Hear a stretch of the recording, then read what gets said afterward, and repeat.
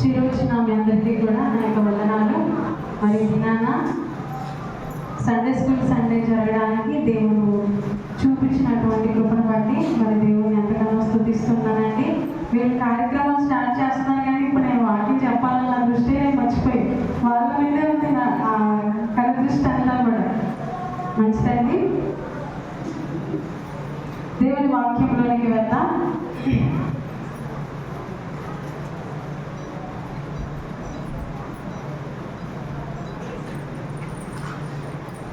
ఎఫెసీయులకు రాసిన పత్రిక 6వ అధ్యాయము 4వ వచనాన్ని చదువుకుందాం.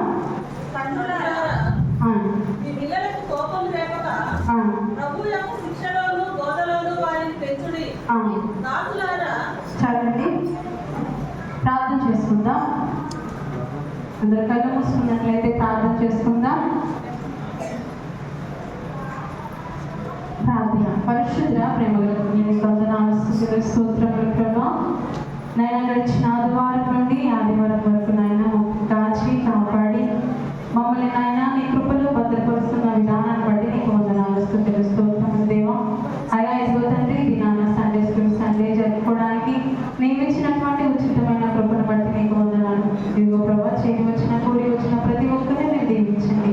ఇదిగో ప్రభా ఈ సమయంలో వాక్యాన్ని విత్తబోతుండగా ప్రభా నిలబడి ఉన్న నీ దాసురాన్ని ప్రభా మీరు మీ సిలువ చాటున మరుగుపరచుకోమని మీ ఆత్మ చేత నన్ను మా అందరినీ కూడా నింపి బలపరిచి మీ కృపలో మమ్మల్ని అందరినీ కూడా ప్రభా నిలబెట్టమని మా ప్రభువు రక్షకుడైన యేసుక్రీస్తు నామమున అడిగి వేడుకొనుచున్నాము తండ్రి. ఆమేన్. దేవుని వాక్యాన్ని మనము పరిశీలన చేసినట్లయితే ఎఫెసీయులకు రాసిన పత్రిక 6వ అధ్యాయము 4వ వచనాన్ని మనం చూసినట్లయితే తండ్రులారా మీ పిల్లలకు కోపము రేపక ప్రభు యొక్క శిక్షలోను బోధలోను వారిని పెంచుడి. చూడండి, దేవుడు ఈ రోజున మనతో మాట్లాడుతున్నాడు. పిల్లల్ని మనం ఏ విధంగా పెంచాలి, ఏ విధంగా నడిపించాలి. ఇప్పుడున్నటువంటి ప్రస్తుత కాలంలో పిల్లలు ఎలా చెడిపోతున్నారో, ఎలా పాడైపోతున్నారో మరి ఈ రోజున కొన్ని మాటలు మనము తెలుసుకుందాం. చూడండి, చాలా మంది ఈ రోజున పిల్లల్ని పెంచడంలో బిజీ అయిపోయిందనమాట.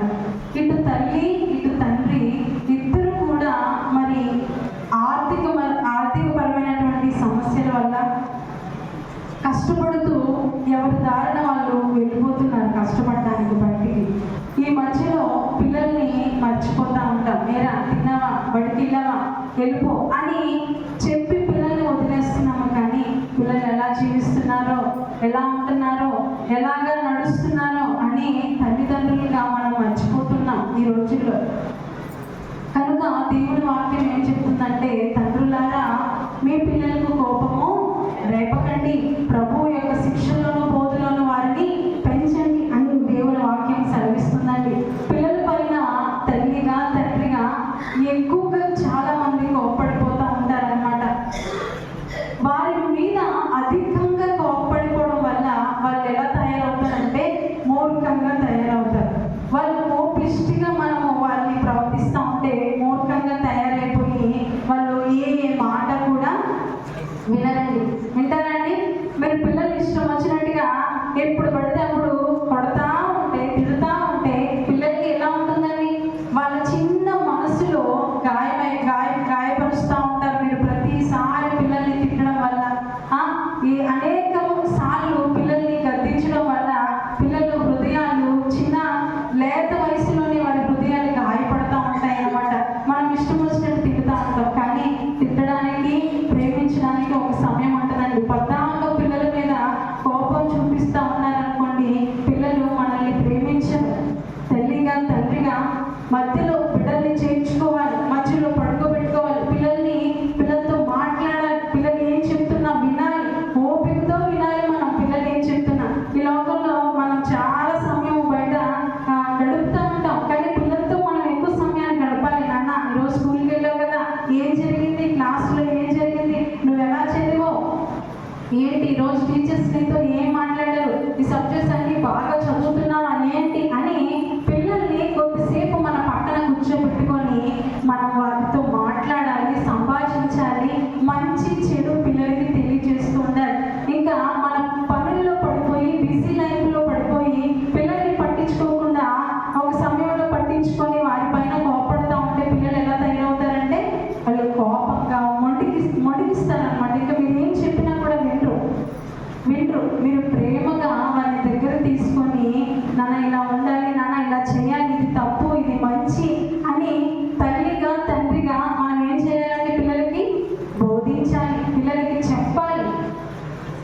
అని పిల్లల మీద కోపడిపోయి, ఒరే నువ్వేం చదువుతున్నావురా, అమ్మాయి నువ్వేం చదువుతున్నావు, ఇంకో వాళ్ళని చూడు వాళ్ళు ఎలా చదువుతున్నారు, వీళ్ళని చూడు వీళ్ళు ఎలా చదువుతున్నారు అని మనము పోల్చకూడదు. నాన్న నువ్వు ఎంతగా చదవగలుగుతావో అంతగా చదువు, నేను నీకు తోడుగా ఉన్నాను, నువ్వేం భయపడద్దు అని పిల్లలకి ధైర్యం చెప్పాలి. కానీ పిల్లల్ని కించపరిచి మాట్లాడడం కానీ, పిల్లల్ని తక్కువ చేసి మాట్లాడడం కానీ, అందరిలో పిల్లల్ని అవమానించడం కానీ చేయకూడదు. మనమే ఇంట్లో వాళ్ళమే మన పిల్లల్ని తిట్టుకుంటే ఇంకా బయట ఎంత లోపం అండి. పిల్లల్ని గద్దించాలి, పిల్లల్ని ప్రేమించాలి, రెండు కూడా సమపాలలో మనము చేయాలని. అందుకనే పిల్లలకి కోపము రేపొద్దు. తల్లిదండ్రులుగా మీరు ప్రభు యొక్క శిక్షలోను బోధనను మీ పిల్లల్ని పెంచండి, దేవుడి దగ్గరికి తీసుకురండి. దేవుడి యొక్క మందిరానికి తీసుకొచ్చినప్పుడు మీరు మీ తల్లిదండ్రులు మీరు వచ్చినప్పుడు మీ పిల్లల్ని ఎలా పెంచాలో మీకు తెలుస్తుంది. ప్రభు శిక్షలోను బోధనను పిల్లల్ని పెంచాలి, దేవుడి మాటలు చెప్పాలి. తల్లిగా తండ్రిగా బిడ్డలు ఏ విధంగా నడవాలో తల్లిదండ్రులకు ప్రతి విషయాన్ని కూడా బిడ్డలకు మనము నేర్పించే వారిగా మనము ఉండాలి. అందుకనే 6వ అధ్యాయం 4వ వచనంలో తండ్రులారా మీ పిల్లలకు కోపం రేపక ప్రభు యొక్క శిక్షలోను బోధనలోను వారిని పెంచండి అని దేవుని వాక్యం సెలవిస్తుంది. అలాగే కొలస్సీలకు రాసిన పత్రిక 3వ అధ్యాయము 21వ వచనాన్ని చూద్దాం. కొలస్సీలకు రాసిన పత్రిక 3వ అధ్యాయం 21వ వచనం. తండ్రులారా మీ పిల్లల మనస్సు కృంగకుండునట్లు వారికి కోపము పుట్టింపకుడి. చూడండి ఏంటంటున్నారు ఇక్కడ, తండ్రులారా మీ పిల్లల మనస్సును కృంగునట్లుగా వారికి కోపము పుట్టించకూడదు. కానీ ఈ రోజున తల్లిదండ్రులుగా పిల్లల్ని ఎంతగా బాధపడుతున్నారు. వాళ్ళు తల్లిదండ్రుల కన్నా బయట వాళ్ళకి చెప్పుకునే పరిస్థితులు ఉంటున్నాయి ఇప్పుడు. మా అమ్మ నన్ను అస్సలు అర్థం చేసుకోరు, మా నాన్న నాతో అస్సలు మాట్లాడు, నన్ను అసలు ప్రేమగా దగ్గరికి తీసుకోరు, ఎప్పుడు చూసినా మా అమ్మ మా నాన్న తిరుగుతూ ఉంటారు అనేటువంటి పరిస్థితికి తెచ్చుకోవద్దు. మన కడుపున పుట్టిన పిల్లలకి మనము దేవుని గురించి చెప్పాలి. మంచి చెడు ప్రతిదీ కూడా మన బిడ్డలకి వివరించినప్పుడు బిడ్డలు తెలుసుకుంటారండి. తల్లిగా మొదటి గురువు తల్లే ఇంట్లో, అవునండి. పిల్లలు ఎదుగుతున్నప్పుడు మొదటి గురువు ఎవరు? తల్లి. తల్లి ఏం చేస్తుందో తండ్రి ఏం చేస్తున్నాడో వారందరూ కూడా పిల్లలందరూ కూడా వారు నేర్చుకుంటారు. మా అమ్మ చెప్పింది కదా నేను ఈ పని చేయకూడదు, మా నాన్న చెప్పాడు కదా నేను ఈ పని చేయకూడదు అని పిల్లలు ముందుకు వెళ్తూ ఉంటారు. తల్లిగా మనం ప్రతిదీ వారిని చెప్తూ ముందుకి నడిపించాలి. కానీ పిల్లలకి కోపాన్ని రప్పించకూడదు, కోపంగా వారితో ట్రీట్ చేయకూడదు. అందుకనే పాత నిబంధనల పాఠ్యభాగంలో మనకు ఒక కుమారుడు ఒక బాలుడు మనకు కనపడుతూ ఉంటున్నాడు. చూడండి సమూయేలు మొదటి గ్రంథము 2వ అధ్యాయము, మొదటి సమూయేలు 2వ అధ్యాయము 18వ వచనం చదువుకుందాం. బాలుడైన సమూయేలు నారాతో నేయబడిన చదువు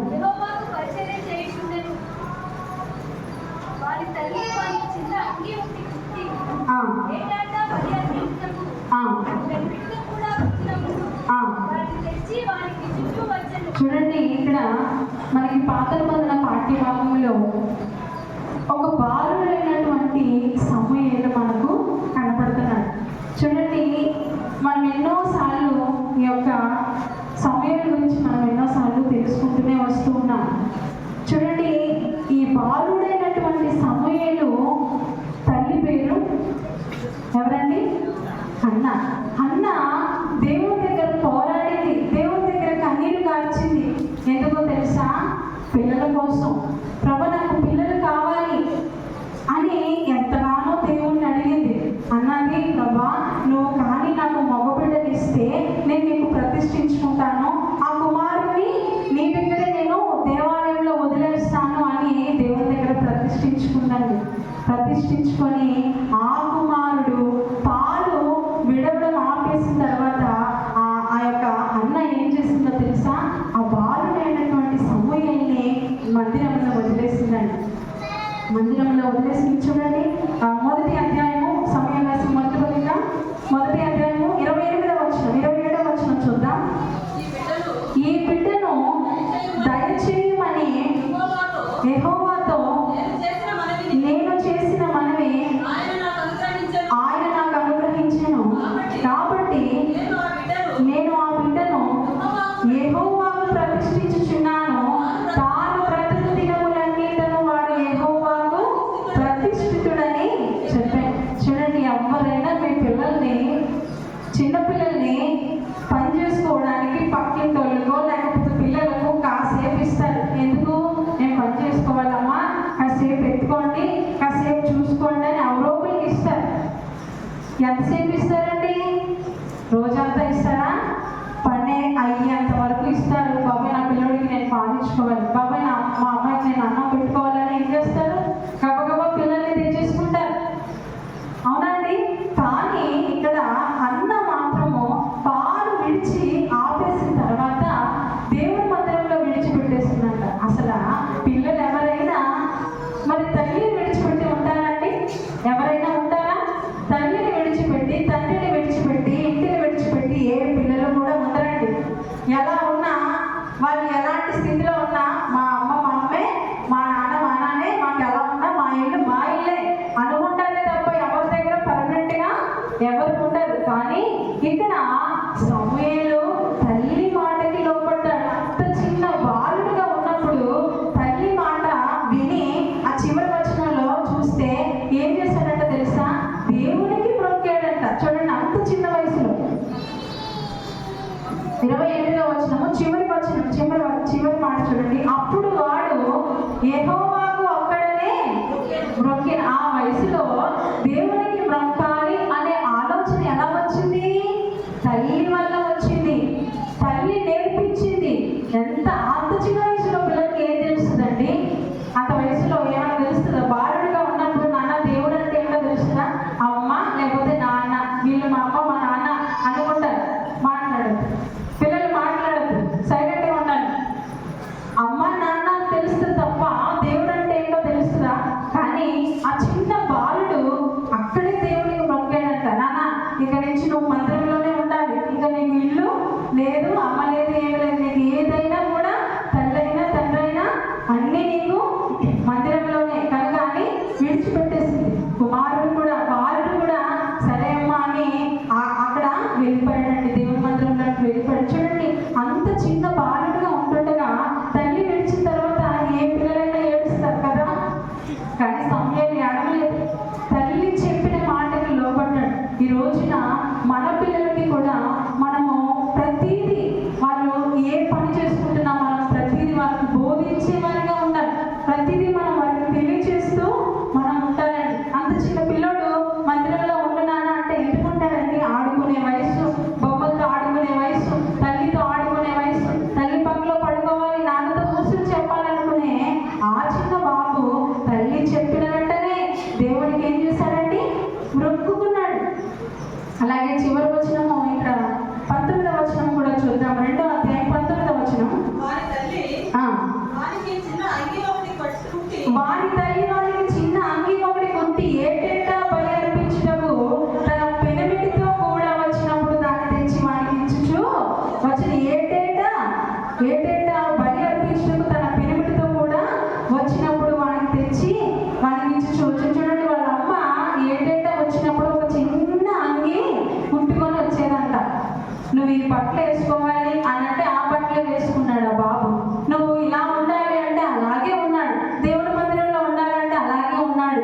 దేవుడి మందిరంలో సేవకుడు, యాజకుడు ఏం చెప్తున్న ప్రతి పనిని కూడా ఆ బాలుడు చేస్తున్నాడు. ఆ చిన్న అంగిని వేసుకున్నాను అంటే నేను వేసుకుంటాను, ఈ బట్టలు నాకు వద్దు అని అనలేదు ఆ బాబు. కానీ ఈ రోజుల్లో పిల్లలు చూడండి, కొంత చిన్ని పిల్లలు, చిన్ని అమ్మాయిలు కానీ అబ్బాయిలు కానీ బుడ్డ పిల్లలే నానేమో నీకు ఈ బట్టలు తెచ్చానంటే వేసుకుంటానండి. ఏంటి ఈ బట్టలు నేను వేసుకోనంట అంటారా? ఇప్పుడు ఎలా కావాలి పిల్లలకి? ఇప్పుడు జనరేషన్ అంటే ఎలా ఉంది? మోడ్రన్గా కావాలి. మోడ్రన్గా ఉంటేనే మేము వేసుకుంటాం, ఇలా నార్మల్గా ఉంటే మేము వేసుకోం. అలా తయారైపోతున్నారు పిల్లలు. ఎందుకంటే వేరే వాళ్ళు వేసుకున్నారుగా, మేము కూడా మోడ్రన్గా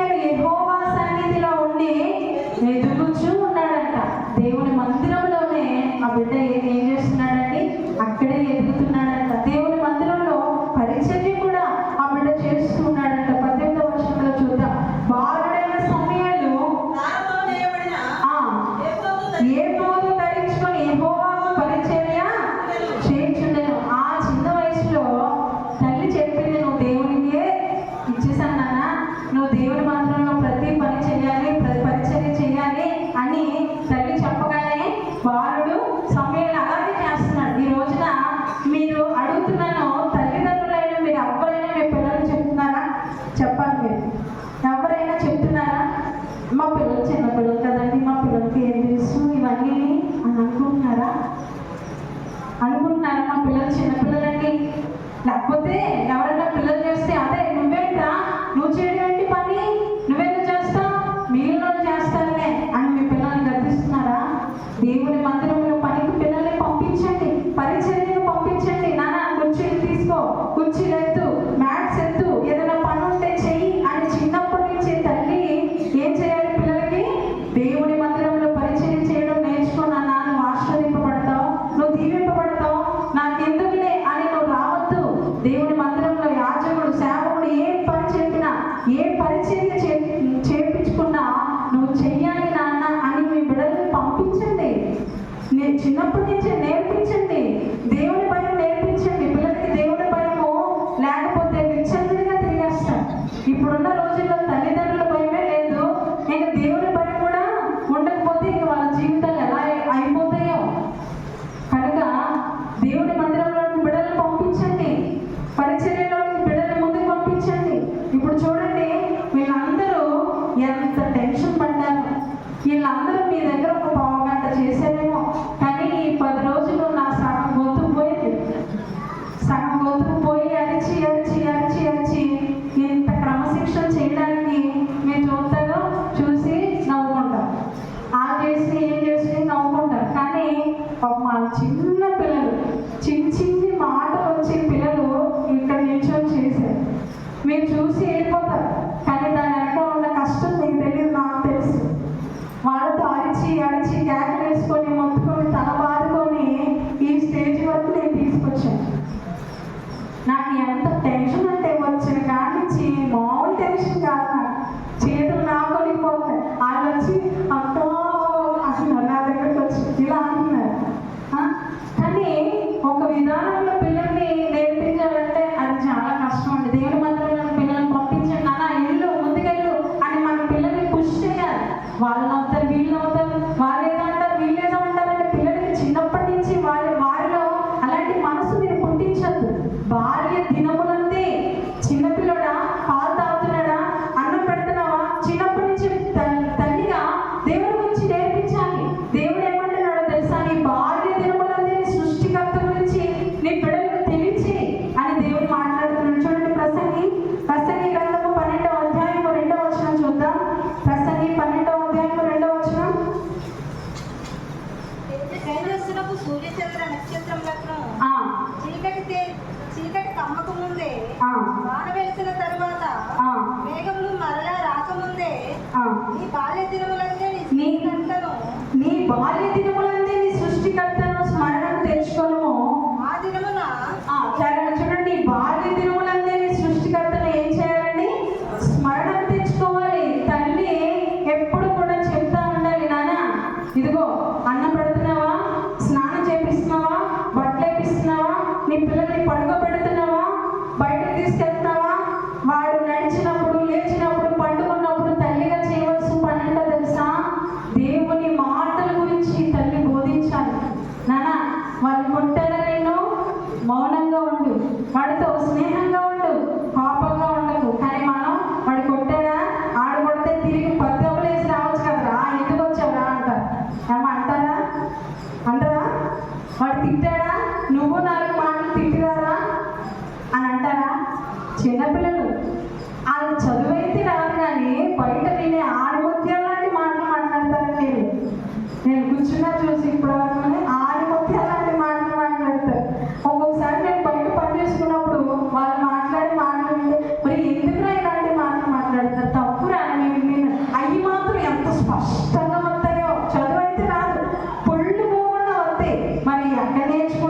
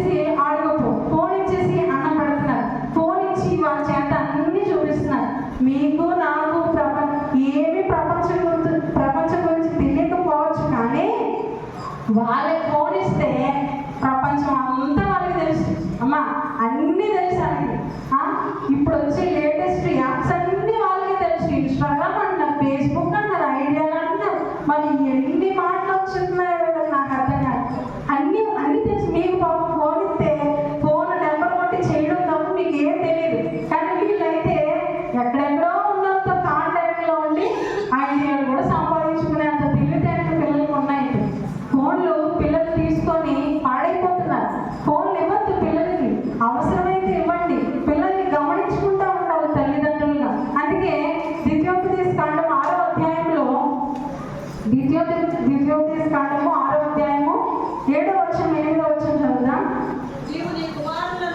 నీవు నీ కుమారులకు వాటిని అభ్యసింపచేసి నీ ఇంట కూర్చున్నప్పుడును, త్రోవను నడిచినప్పుడును, పండుకొనున్నప్పుడును, లేచినప్పుడును వాటిని గురించి మాట్లాడవలెను.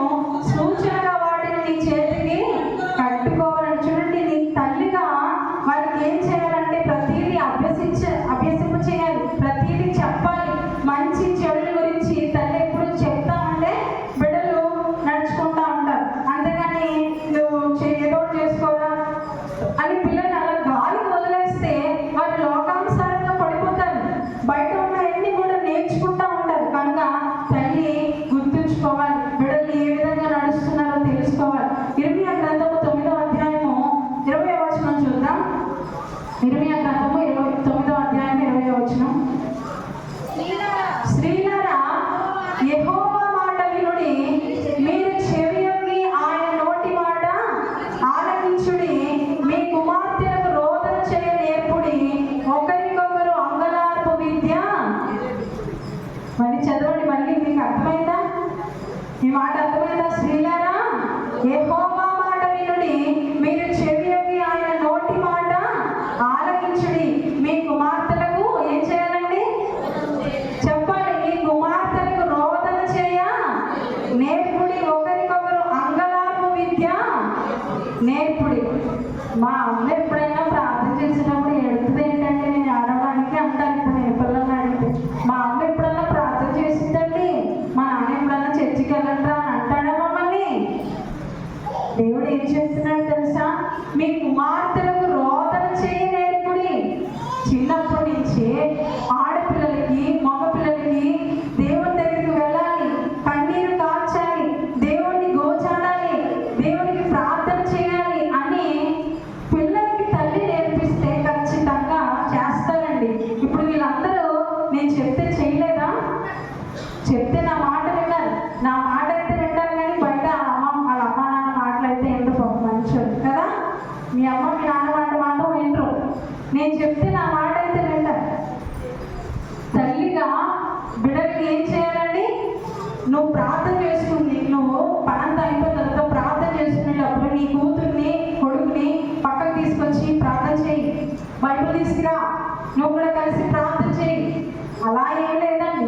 10ంటి వరకు సీరియల్ ఉంటాయి. మనకి అంత బిజీ లైఫ్లో ఉన్నాం మనం. 10ంటి వరకు సీరియల్ ఉంటే ఇంకా మన పిల్లల్ని పిలుస్తాం. అరే నువ్వు కూడా వచ్చి కూర్చోరా పక్కన అని చెప్పే తల్లిలు ఈ రోజుల్లో. అలా కాదండి. పిల్లలు చదువుకున్న తర్వాత తల్లిగా బిడ్డల్ని పక్కన తీసుకొని కన్నీటి ప్రార్థన చిన్నప్పటి నుంచే బిడ్డలకు నేర్పించాలి. దేవుడు ఏం చేశాడు, దేవుడు మనకి ఏం చేస్తున్నాడు ప్రతిదీ తండ్రిగా మనము బోధించాలి. అందుకే సామెతల గ్రంథం 22వ అధ్యాయం 6వ వచనంలో ఉంటుంది కదా, బాలుడు నడవలసిన త్రోవను వాడికి నేర్పుము, వాడు పెద్దవాడైనప్పుడు దాని నుండి తొలగిపోడు. చూడండి, వాడు చిన్నప్పటి నుంచే నువ్వు ఏది నేర్పిస్తావో అదే నేర్చుకుంటాడు. అవునండి, బాలుడు నడవలసిన త్రోవను వాడికి నేర్పుము, వాడు పెద్దవాడైనప్పుడు దాని నుండి తొలగిపోతాడా? నువ్వు చెప్పిన మాట నువ్వు చెప్పింది ఏదైనా వాడు తొలగిపోతాడా? చిన్నప్పుడే నీ కుమారుని నీ కుమార్తెని వంచాలి, నీ కంట్రోల్లో పెట్టుకోవాలి నీ బిడ్డల్ని. చిన్నప్పుడే మొక్కని మనం కంట్రోల్గా దాన్ని సరిచేసి పెంచగలం. అంతే తప్ప చెట్టు అయిన తర్వాత నువ్వు నిబ్రంగా ఉండు అంటే చెట్టు ఉంటుందా? పిల్లలు కూడా ఉండరు. చిన్నప్పుడే వాళ్ళని క్రమశిక్షణలో పెట్టాలి, చిన్నప్పుడే వాళ్ళని వంగ తీసి కొట్టాలి. మాట వినకపోతే తల్లిగా భయము భక్తి బిడ్డలకు నేర్పించాలి. నేర్పించి వాడిని ఆ విధంగా నేర్పాలి. పెద్దవాళ్ళు అయిపోయిన తర్వాత ఏంటన్నా నువ్వు ఇలా అయిపోయి ఏంటంటే వింటారా వాళ్ళు? వినరు. ఇప్పటివరకు ఎప్పుడైనా చెప్పావా? నువ్వేమైనా చేసావా? నువ్వు నాకు చెప్తున్నావు అనే స్టేజ్కి పిల్లలు వచ్చేసారండి. దేవుని గద్దింపులో బిడ్డల్ని పెంచాలి. ఎవరి గద్దింపులోనండి? దేవుని గద్దింపులో బిడ్డల్ని మనము పెంచేవారిగా ఉండాలి. సామెతలు 29వ అధ్యాయం 15వ వచనం చూద్దాం. సామెతలు 29:15. వ్యర్థమును గద్దింపును జ్ఞానమును కలిగి చేయను, అదుపులేని బాలుడు తన తల్లికి అవమానము తెచ్చి చూడండి, బెత్తమును గద్దింపును జ్ఞానము కలిగి చేస్తాడు. నువ్వు బిడ్డల్ని ఎప్పుడైతే బెత్తముతో కొడతావో జ్ఞానముగా వాళ్ళు నడుచుకుంటారు. నువ్వు ఎప్పుడైతే గద్దిస్తావో వాళ్ళు జ్ఞానం కలిగి ఉంటారు. ఏమండి, నువ్వు తిట్టావనుకో, ఓహో మా అమ్మ నన్ను తిట్టింది కదా, మా నాన్న నన్ను తిట్టాడు కదా, ఇది చెయ్యకూడదేమో అని వాళ్ళు ఎలా పెరుగుతారండి? జ్ఞానము కలిగి పెరుగుతారు. నువ్వు ఇది తప్పు అని చెప్పావనుకో, పిల్లలు ఏం చేస్తారు? అమ్మ మా అమ్మ తప్పు అని చెప్పింది కదా, మా నాన్న చేయకూడదని చెప్పాను కదా, ఓహో నేను ఈ మార్గంలోకి వెళ్ళకూడదు అనమాట అని బిడ్డలు నేర్చుకుంటారు. నువ్వు చెప్పినప్పుడు, నువ్వు గద్దించినప్పుడు, నువ్వు బెత్తము వాడిని బిడ్డలకి క్రమశిక్షణలో పెట్టినప్పుడు వాళ్ళు జ్ఞానము కలిగి నడుచుకుంటారు. అదుపులేని బాలుడు తన తల్లికి అవమానం తెస్తాడంట. నువ్వు ఇప్పుడే చిన్నప్పుడే అదుపులో నీ బిడ్డల్ని పెట్టుకోలేదు అని అంటే ఖచ్చితంగా వాడు అదుపు లేకుండా నడుస్తాడు. పెద్ద అయిన తర్వాత వాడు నీకు దుఃఖాన్ని పుట్టిస్తాడు. ఇంకో మాట కూడా మనం చూద్దాం. సామెతలు 13వ అధ్యాయం 24వ వచనము, 13-24వ వచనం. వ్యక్తము వాడని వాడు తన కుమారునికి విరోధి, కుమారుని ప్రేమించువాడు వారిని శిక్షించు. చూడండి, వ్యక్తము వాడని వాడు తన కుమారునికి ఏమైపోతాడంటండి? విరోధి అయిపోతాడు. ఎవరైనా పిల్లల్ని కొట్టండమ్మా అంటే స్కూల్లో మాస్టర్ గారు కొడితే మా అబ్బాయిని ఎందుకు కొట్టాడు, మా అమ్మాయిని ఎందుకు కొట్టాడు అని దెబ్బలాడికి వెళ్తారే కానీ వాడు ఎలాంటి అలర్ట్ చేస్తున్నాడో వాడు క్రమశిక్షణలో ఉండడానికే కదా మాస్టర్ని కొడతారు. మనం అయితే కొట్టము, స్కూల్లో వాళ్ళని కొట్టించము, సండే స్కూల్లో కూడా పిల్లల్ని ఏమీ అనకూడదు. పిల్లల్ని గద్దించకపోతే పిల్లలు ఎలా నడుస్తారా? సడన్గా వ్యర్థము వాడిన వాడు తన కుమారునికి విరోధైపోతాడంట. నా కుమారుడు, నా కుమార్తె సరైన మార్గంలో నడవాలి అని అనుకునే తల్లిదండ్రులు ఏం చేస్తారు తెలుసా అండి? వ్యర్థంతో వాళ్ళని కొడతారు. చాలా మంది పిల్లలకి తల్లిదండ్రులకి పిల్లల మీద ప్రేమ ఎక్కువ. ప్రేమ వల్ల తల్లిదండ్రులు కొట్టకుండా పెంచుతారు. కొంతమంది కొట్టకుండా పెంచితే పిల్లలు సరిగ్గా ఎదుగుతారండి. నీ దగ్గర ఒక మాట, బయట ఒక మాట అలా పెరుగుతారు. కనుక నీ పిల్లలు నీకు విరోధంగా ఉండకూడదని అంటే బిడ్డలకి భయాన్ని మనము చెప్పాలి. సామెతల గ్రంథం 23వ అధ్యాయము 13వ వచనము 14వ వచనం చూద్దాం. 23వ అధ్యాయము 13-14. నీ బాలులను శిక్షించడం మానకము, బెత్తముతో వాని కొట్టిన ఎడల వాడు చావకుండును, బెత్తముతో వాని కొట్టిన ఎడల పాతాళములకు పోకుండా వాని ఆత్మను నీవు తప్పించదు. చూడండి, నీ బాలులను శిక్షించుట ఏమంటున్నాడు దేవుడు? నీ పిల్లల్ని శిక్షించుట మానద్దు, బెత్తముతో వాని కొట్టిన ఎడల వాడు చావకుండును, బెత్తముతో వాని కొట్టిన ఎడల నువ్వు వాడిని పాతాళంలోనికి వాని ఆత్మని పోకుండా నువ్వు పడితే నువ్వు తల్లిగా తండ్రిగా నీ బిడ్డలు నువ్వు రక్షించుకోగలవు. నీ బిడ్డలు పాతాళంలోనికి పోకుండా రక్షించుకోవాలంటే వారిని బెత్తముతో వారికి క్రమశిక్షణ నేర్పించాలి. సామెతలు 31వ అధ్యాయము 26వ వచనము చదువుకుందాం. చూడండి, జ్ఞానము కలిగి తన నోరు తెరిచును,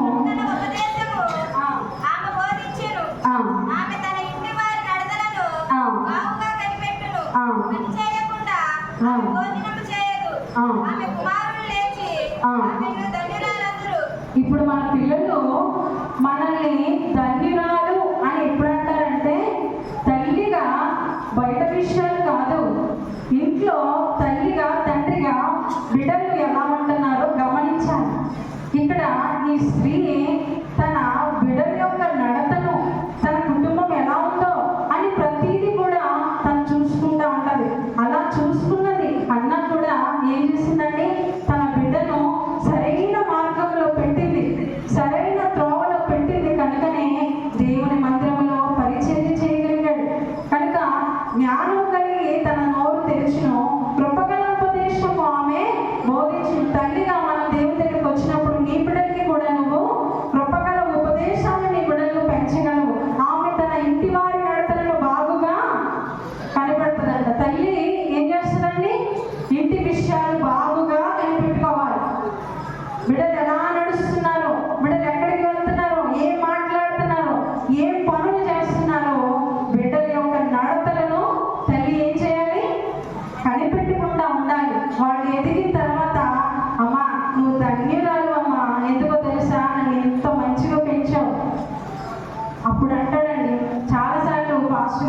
చెప్పారు కదా, ఒక తల్లికి ఒక కుమారుడు ఉన్నాడు. చిన్నప్పటి నుంచి వాడికి ఏ మంచి లక్షణం నేర్పించలేదు. ఎప్పుడు చూసినా వాడు పక్కింట్లోకి వెళ్ళి పువ్వులు కోసుకురావడం, పక్కింట్లోకి వెళ్ళి కాయలు కోసుకురావడం, పక్కింటికి వెళ్ళి దేశాలు మోసుకురావడం, అక్కడికి వెళ్ళి అవి మోసుకురావడం, ఇక్కడికి వెళ్ళి ఈ మోసుకురావడం, దొంగతనం చేస్తుంటే తల్లి అబ్బా భలే తెచ్చావరా అని సంకలు గుర్తుకొని సంబరపడిపోయింది తల్లి. చిన్నప్పటి నుంచి వాడు అన్ని దొంగతనాలు చేస్తూ పెద్ద అయిన తర్వాత ఖచ్చితంగా అయిపోయిన తర్వాత ఒక సమయంలో డబ్బు కోసం ఒకరిని హత్య చేశాడు. పోలీసులు వాడిని తీసుకెళ్ళిపోయి వాడిని ఇష్టం వచ్చినట్టు కొట్టారు. పడితే అప్పుడు అన్నాడు, ఒకసారి నా తల్లితో మాట్లాడుకునే అవకాశం నాకు ఇవ్వండి అని పోలీసుని అడిగితే, సరే వెళ్ళరాపో అన్నప్పుడు తల్లి లాగిపెట్టి చంపక చల్లు అని కొట్టాడంట. లాగిపెట్టి కొట్టాడంట. ఎందుకు కొట్టాడు? ఏమ్మా, చిన్నప్పటి నుంచి నేను ఈ పనికిమాల పనులు చేసినప్పుడు నన్ను ఎప్పుడైనా గద్దించావా? నా తోటి వాళ్ళందరూ మంచిగా చదువుకొని ఉన్నతమైన స్థితిలోకి వెళ్ళారు. చిన్నప్పటి నుంచి నేను ఈ తప్పులు చేసినప్పుడు నన్ను కొట్టుంటే నేను ఈ రోజున ఇలాగా ఎదిగి ఉండేవాడిని కాదు కదా, నాకు ఇంత పనికిమాల జీవితాన్ని నేను జీవించేవాడిని కాదు కదా అని తల్లిని అన్నాడట. తెచ్చినప్పుడల్లా సంబరపడ్డాం. కానీ కొడుకు నీ దగ్గర ఉన్నాడా? కొడుకు మంచిగా ఎదిగాడా? జైలు పాలైపోయాడు. కనుక తల్లి తన ఇంటిని గమనించుకుంటూ ఉండాలి. అందుకనే సువార్త పాఠ్య భాగంలో కూడా ఒక మాట ఉంటుంది. యోహాను సువార్త 5వ అధ్యాయము 19వ వచనాన్ని చదువుకుందాం. కాబట్టి యేసు వారికి ఇట్లు ప్రత్యుత్తమించెను, తండ్రి ఏది చేయుట కుమారుడు చూచెనో అదే కానీ తనంతట తాను ఏదియో. నీ ఇంట్లో తండ్రి ఏ విధంగా ఉంటున్నాడో, తల్లి ఏ విధంగా ఉంటున్నారో, తల్లి కుమార్తె అయినా కుమారుడైనా ఆ పనులే చేస్తాడు. దేవుడి వాక్యం చెబుతుందండి. నా సొంత మాటలు ఏమీ కాదు. నేను ప్రతి మాట దేవుడి బైబిల్ గ్రంథంలో తీసి చూపిస్తున్నాను. దేవుడు మాట్లాడుతున్నాడు చూడండి. కాబట్టి యేసు వారికి ఇట్లు ప్రత్యుత్తమించెను, తండ్రి ఏది చేయుట కుమారుడు చూచెనో అదే కానీ తనంతట తాను ఏదియో. మా నాన్న తాగుతున్నాడు కదా, నేను కూడా తాగుతాను రా పెద్దయ్యాక. మా నాన్న కైలు నవ్వుతున్నాడు కదా, నేను పెద్దయ్యాక ఆ పనిలోనే ఉంటాను అని ఇప్పటి నుంచే పిల్లలు ప్రాక్టీస్లో ఉంటున్నారు. డ్రింకులు తీసుకొని 2 గ్లాసులు తీసుకొని థమ్స్అప్లు తెచ్చుకొని 2 లేస్ ప్యాకెట్లు తెచ్చుకొని ఈ పనిలోనే ఉంటున్నారు. ఇప్పటి నుంచే ప్రాక్టీస్ అయిపోతున్నారు పిల్లలు. తండ్రి ఏది చేస్తాడో, తల్లి ఏ విధంగా మాట్లాడుతుందో, తల్లి ప్రవర్తన ఏ విధంగా ఉందో కుమార్తెలు అదే చేస్తారు, కుమారులు కూడా అదే చేస్తారు. మీ బిడ్డలు బాగుపడాలి అని అంటే, మీ పిల్లలు సరైన మార్గంలో ఎదగాలి అని అంటే తల్లిగా తండ్రిగా వారు నీ దగ్గర నుంచే నేర్చుకుంటారు. నీలో నువ్వు మాట్లాడి నీ మాటతో నువ్వు చెప్పినంత మాత్రం నీ పిల్లలు మంచి దారిలో నడవరు. నువ్వు చేస్తే లేదు కానీ నేను చేస్తే వచ్చిందా అని అంటారు పిల్లలు. అంటారా అంటండి? ఏమ్మా నువ్వు చేస్తే లేదు కానీ నేను చేస్తే వచ్చిందా? నువ్వు చేసావనుకో నీ కుమార్తె ఆ మాట మాట్లాడు. నువ్వు చేయకుండా ఉంటే నీ కుమారుడు ఆ మాట మాట్లాడు. నన్ను తాగకూడదురా. చిన్నప్పటి నుంచే పిల్లలు తాగేస్తున్నారు, ఆరోగ్యాలు పాడైపోతున్నాయి, తమ జీవితాన్ని పాడు చేసేసుకుంటున్నారు. వీటన్నిటికీ కారణం ఎవరో కాదండి, తల్లిదండ్రులే.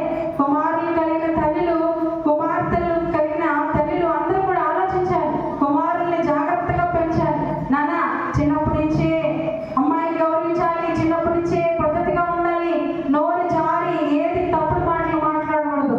బిడ్డలకి చెప్పాలి, తల్లి వయసుకు వచ్చావు, నువ్వు పెద్దదాన్ని అవుతున్నావు, ఇంట్లో గడప బయటికి దాటి వెళ్ళకూడదు, నీకు అవసరమైతేనే వెళ్ళు, అంతేగాని బజార్ వెంట ప్రతి దానికి అవసరం ఉన్న అవసరం లేకపోయినా తిరగకూడదని తల్లి గద్దించినప్పుడు బిడ్డలు ఏం చేస్తారండి?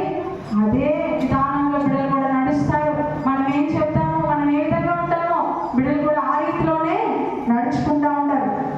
కనుక మనం ఏం చేయాలంటే సరైన మార్గంలో మనం ఉన్నప్పుడు తల్లిగా తండ్రిగా ఏం చేస్తామో పిల్లలు కూడా అదే చేస్తారు అనేది మనము ఆలోచించుకోవాలి. ఎఫెసీయులకు రాసిన పత్రిక 6వ అధ్యాయం 1వ వచనం చూద్దాం. పిల్లలారా ప్రభునందు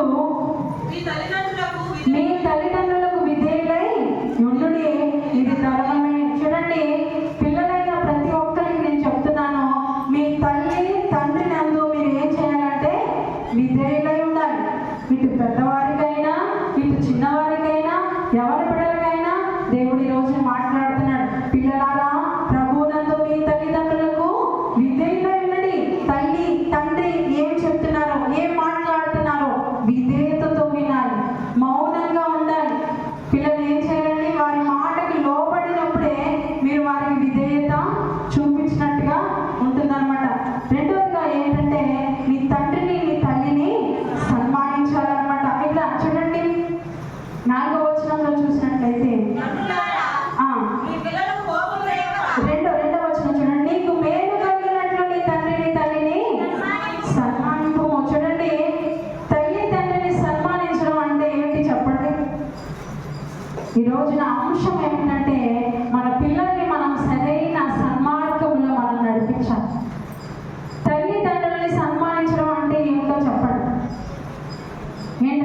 చెప్పండి, తల్లి తండ్రిని సన్మానించడం అంటే ఏంటి చెప్పాలి.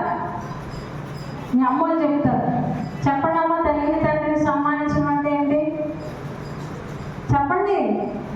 తల్లికి శాలువ, తండ్రికి శాలువ, 2 దండలు, పాద మీద పువ్వులేసి ఇలా మోకరిస్తారు. మదర్స్ డే, ఫాదర్స్ డే చూసినప్పుడు స్టేటస్లో I love my mom, I love my dad. ఎప్పుడన్నా డాడీ మమ్మీ మాట ఎప్పుడన్నా విన్నారా? ఐ లవ్ మై మమ్ అంట. ఎంతగా ప్రేమిస్తున్నాడో తల్లి మాట ఎంత విధంగా చూపిస్తున్నారు. స్టేటస్లో పెట్టుకుంటారు తల్లి అంటే ఎంత ఇష్టం, మదర్స్ డే, ఫాదర్స్ డే నాకు. కానీ నిజంగా నీ తల్లిని, నీ తండ్రిని సన్మానించడం అంటే ఏమిటంటే, తల్లికి శాలువాలు, బొకేలు ఏమి ఇవ్వాల్సిన అవసరం లేదు. తల్లి తండ్రికి లోబడి ఉండాలి. వాళ్ళ మాటకి నువ్వు విధేయత చూపించాలి. వారి మాట మాట్లాడినప్పుడు నువ్వు తలదించుకొని ఉండాలి. వారి గద్దింపు నువ్వు లోబడి ఉండాలి. వాళ్ళు ముదిమి వచ్చినప్పుడు నువ్వు వారిని జాగ్రత్తగా చూసుకున్నప్పుడే నీ తల్లిని, నీ తండ్రిని సన్మానించినట్టు లెక్క. ఏం చేసావమ్మా నువ్వు, ఏం చేసావు నాకు, ఏం చేసావు నువ్వు, ఏం చేసావో తెలుసా? నీకు జన్మ ఇవ్వడమే నీ తల్లిదండ్రులు చేసిన గొప్ప వరం నీకు. అవునా అండి? నీకు జన్మనిచ్చిన నీ తల్లిదండ్రులు, నీకు అంతకన్నా ఏం కావాలి? నీకు ఎదిగినప్పటి నుంచి నువ్వు యవన వయసు వచ్చినప్పుడు నీకు పెళ్లి చేసి, నీకు పురులు వేసి, వాళ్ళ రక్తాన్ని అంతా నీరుగా చేసి, చెమటగా చేసి అన్నీ ఇచ్చిన ఏం చేసావమ్మా నువ్వు నాకు అంటారు. ఈ రోజున వీడియోలో చూస్తుంటే తల్లిని తండ్రిని మూలకేసి పట్టారు. తల్లి కుమార్తెలు ఉన్నారు. ఏంటి, తండ్రిని పట్ట వాయించిన కుమారులు ఉన్నారు. చాలా మంది వీడియోస్ అప్లోడ్ చేస్తూ ఉంటే వాటిని చూస్తూ ఉంటే అబ్బా ఎంత దారుణం అంటే, ఇలాంటి మూర్ఖులుగా తల్లిదండ్రులు జన్మనిచ్చింది. ఒక వ్యక్తి 25 సంవత్సరాలు ఉంటాయంట అబ్బాయికి. ఆస్తి పంపకాల కోసం తేడా వచ్చిందని తండ్రి బయట బెంచ్ మీద కూర్చుంటే అరచేతితో తండ్రిని పట్ట నాన్ స్టాప్గా 50 దెబ్బలన్నా కొట్టుంటాడండి. ఆ వీడియో చూస్తుంటే కడుపు తరుక్కుపోయిందన్నమాట. ఆస్తి లేదని నీ తండ్రిని చంపేస్తావా? ఈ రోజు బిడ్డలు అలాగే ఉన్నారు. ఆస్తి ఇవ్వలేదని, అన్నయ్యకి అందించావు, నాకు ఇంటించావని తల్లిని తలుపు వేసుకొని పడుతుంది. ఒక కుమార్తె, ఒక కూతురు ఏం చేయాలని తెలుసు? తలుపు పక్కన వేసుకొని కుమ్మేస్తుంది. ఇలా రోడ్లో పచ్చడిప్పినట్టు రుపేస్తుందండి తల్లిని కూతురు. అది తయారవడానికి తల్లిదండ్రులకు మనమే కారణం. గారాబం